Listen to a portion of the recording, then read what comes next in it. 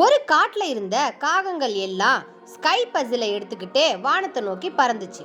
அதுல ஒரு குட்டி காகமும் அதோட ஸ்கை பசிலை எடுத்துட்டு போச்சு. எல்லா காகங்களும் ஒன்னா சேர்ந்து வானத்துல பறந்துட்டு இருந்தது. அப்போ அந்த குட்டி காக்கா வச்சிருந்த ஸ்கை பசில் மட்டும் கீழே விழுந்துருச்சு. அந்த பசில் காத்துல பறந்து போய் ஒரு மரத்துல நல்லா மாட்டிக்கிச்சு. இதனால ரொம்ப கவலையா இருந்த அந்த குட்டி காகத்தை மற்ற பறவைகள் எல்லாம் ஆறுதல் சொல்லி தேத்தினாங்க.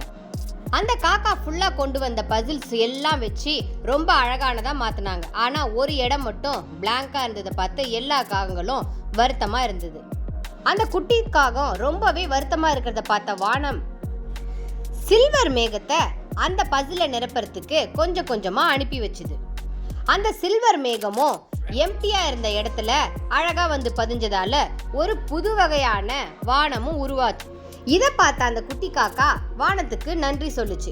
புது வகையான வானத்தை பார்த்த அந்த காகங்கள் எல்லாம் ஒன்று சேர்ந்து ஜாலியா என்ஜாய் பண்ணாங்க. நம்ம அறியாம ஒரு சில தவறுகள் பண்ணாலும் இயற்கை அதை மன்னிச்சு நமக்கு கண்டிப்பா உதவி செய்ய வரும்.